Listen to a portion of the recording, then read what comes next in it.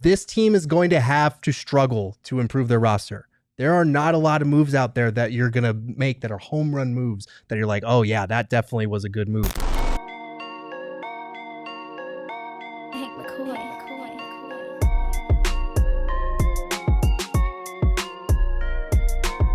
We've got Grayson Allen in exchange for Wendell Carter Jr.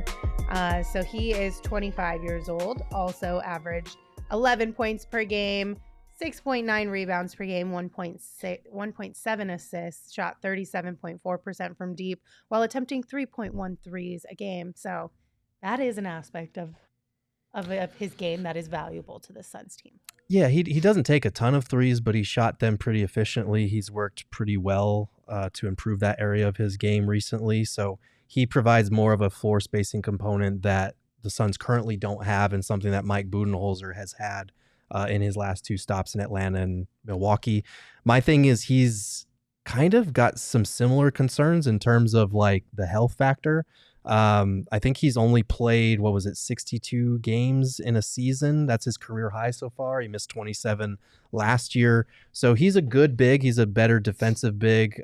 He actually did hold opponents to worse shooting at the rim, which is a good thing. And he was, unlike Mitchell Robinson, a really good finisher around the basket. I think he shot 73% at the rim this year, which is really, really good. That would be an improvement from Nurk. But again, I don't know if this moves the needle far enough. This is one of the bigs that I like the most out of the list that kind of fit within his contract. And the Magic could use shooting still right now, but will they still need shooting come October? Are you looking at Carter to be that backup center, or are you starting power forward?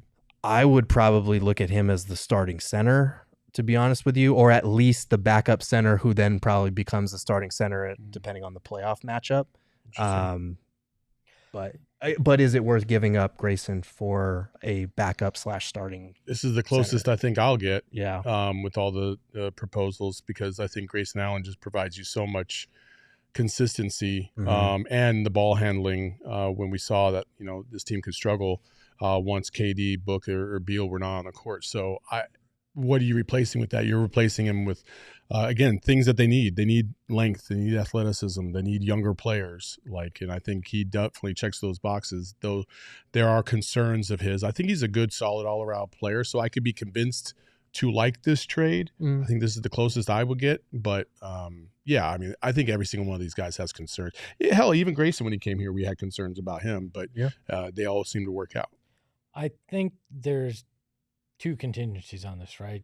Orlando doesn't get the shooter they want in the offseason. Right. And the Suns move Nurk and get guys that solidify other areas, but they don't feel confident come October and training camp or preseason time where they're at the center position. And then you might have to consider a deal like this, right? Where you don't necessarily want to give up Grayson, but you understand roster construction might require you to, if you're not feeling confident where you are. But I really would prefer they didn't put themselves in a situation where in October you're like, well, I don't really trust what we did from a big man perspective, because then, and I saw somebody online saying this, do you wind up trading your point guard issues if you get a point guard for just a giant hole at center where you're trying to do the same thing?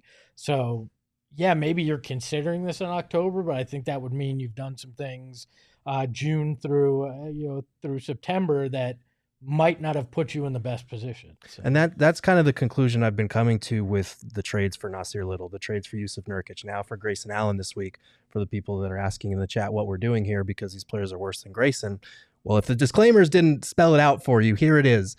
This team is going to have to struggle to improve their roster. There are not a lot of moves out there that you're going to make that are home run moves that you're like, oh yeah, that definitely was a good move. You're probably, if you are going to make moves, you're going to have to make a second subsequent move to address whatever position of need you now have after that trade. Like, these second tax apron restrictions really limit what you can do. And trust me, I'm trying. Like, I've gone through all 30 teams' cap sheet to figure out which salaries match and which ones work. There's not a lot of good options out here. So that's kind of the point of this whole thought exercise. Like, you're not going to get that much better with a Grayson Allen trade, but these are some options that might put you close. So you're our Matt Tellem. You're just looking at everything, trying. I mean, to I'm sure he's probably got better ideas, but there's really not a lot you can do here, guys. Well, and it also just kind of sets the stage that if and likely when the Suns do kind of run things back in a similar way, obviously you're going to tinker around the margins and different vet minimum contracts in here, and you're maybe frustrated towards the beginning of the season, like, why didn't we do anything? Right. Well, it's because we couldn't do a whole lot that would actually make a big difference, because this is the type of stuff you'd be able to do, but then you have to give up something for that, and we don't have a lot of assets to be able to give up.